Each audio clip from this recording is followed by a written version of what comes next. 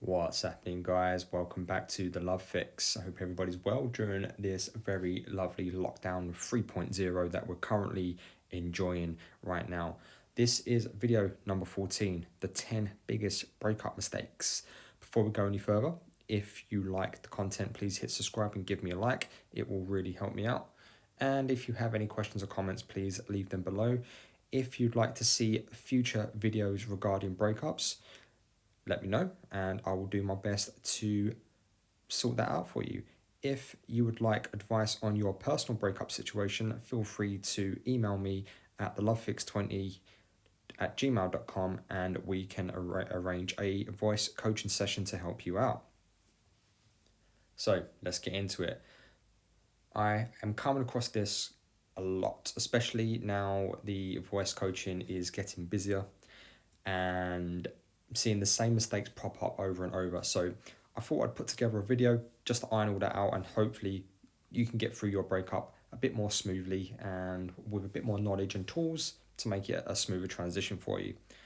So number one, begging and pleading.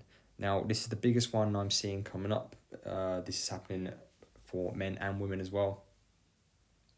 Saying stuff like, oh, give me another chance, I will change, I will do this, blah, blah, blah, blah, blah. If your ex has asked you to leave, if your ex has asked you to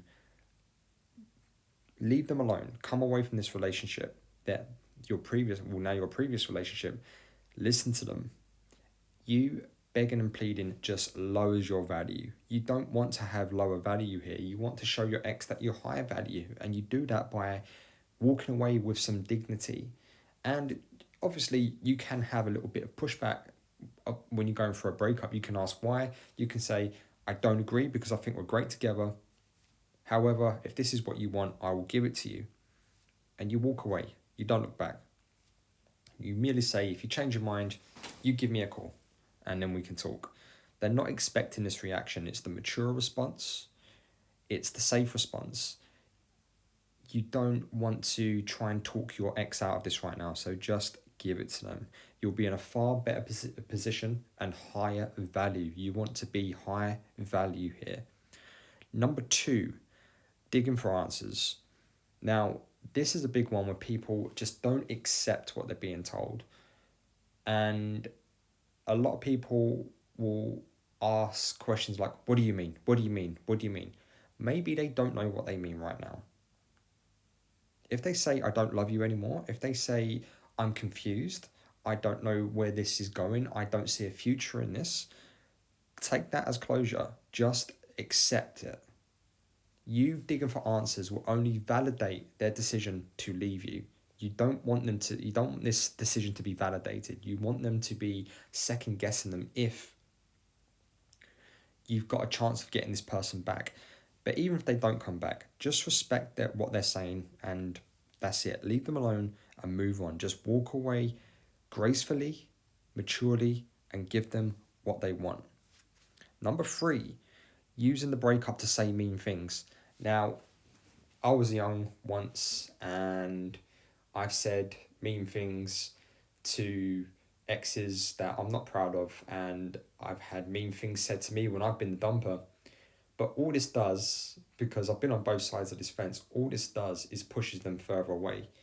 So they've dumped you, they've told you, okay, please leave me alone. And you've said, oh, well, you're ugly anyway, or you never satisfied me in bed, or you're too attached, you're too anxious, you're insecure, you're crazy. They will just use that against you in the future. That's going to make them feel even worse than they already do. So don't give them any more ammunition to validate their decision. You don't want to validate their decision. You know, if you want to reconcile, you need to just agree with the breakup. It's that simple. As hard as it may sound, you just want to agree with it and walk away.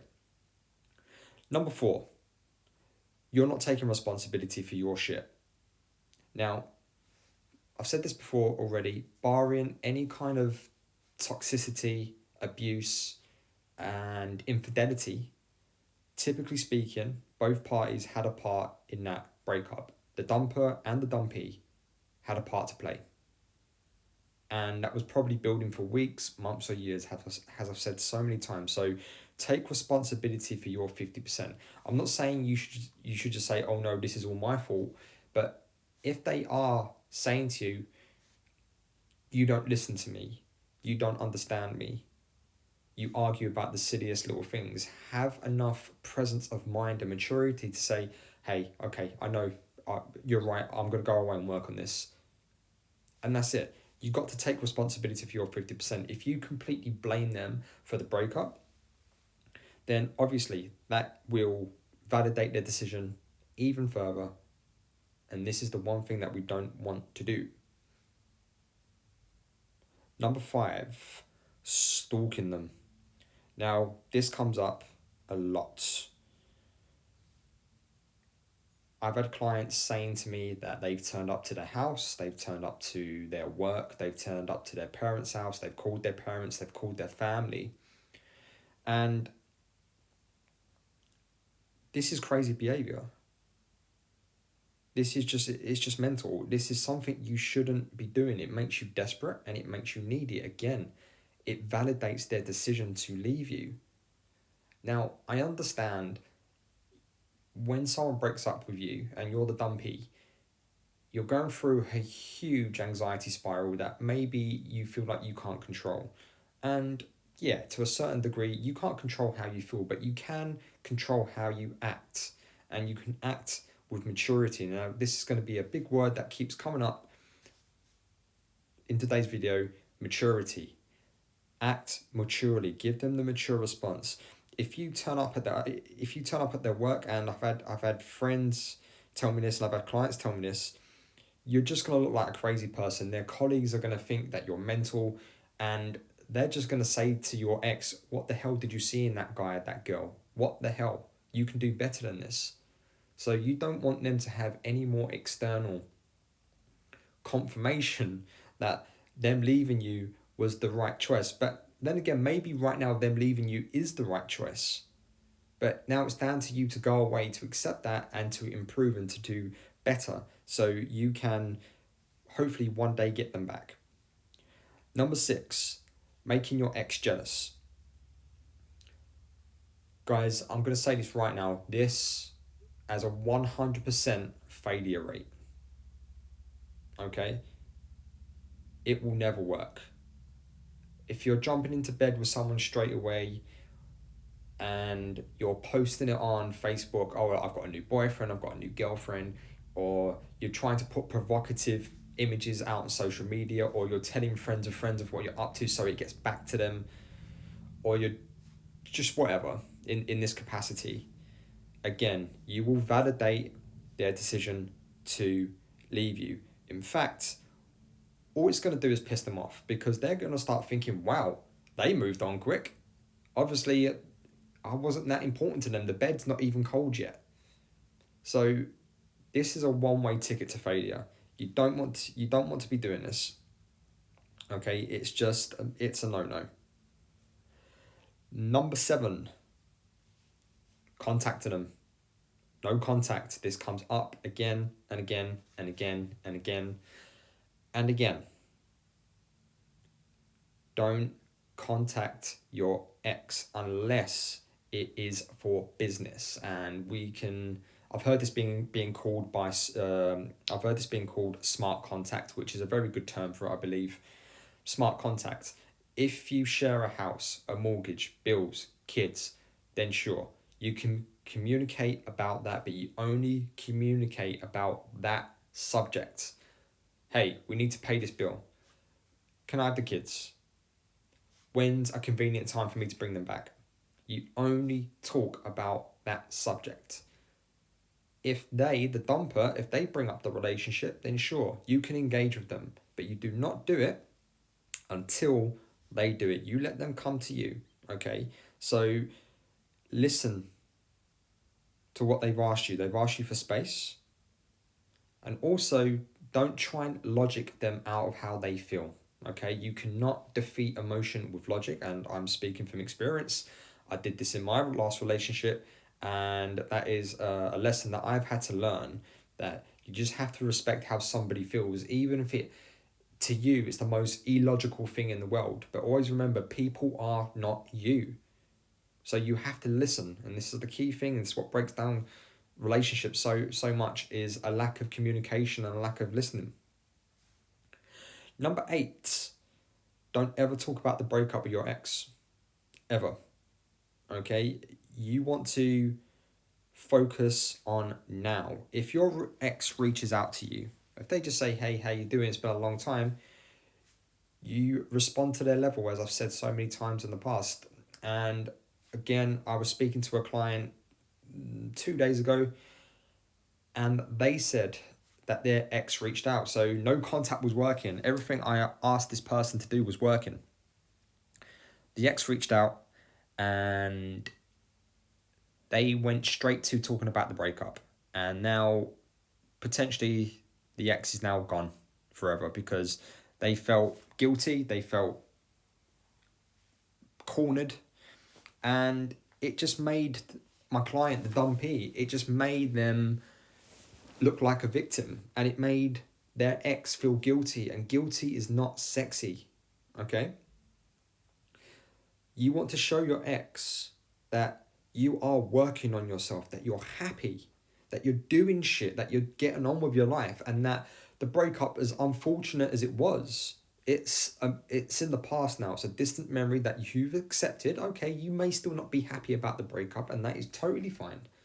However, you need to be okay with it and avoid it like the plague.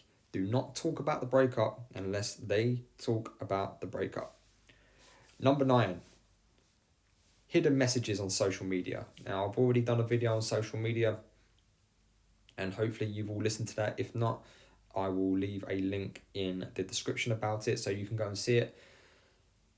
I'm not saying stay off off your social media. What I'm saying is, do not stalk their social media, and do not put cryptic messages about how you feel about them, about their family, and about the relationship on your social media, because this is what will happen 9 times out of 10. 9 times out of 10, your ex will likely block you because it's too painful just to see your day-to-day pop up. They don't want any memories of you.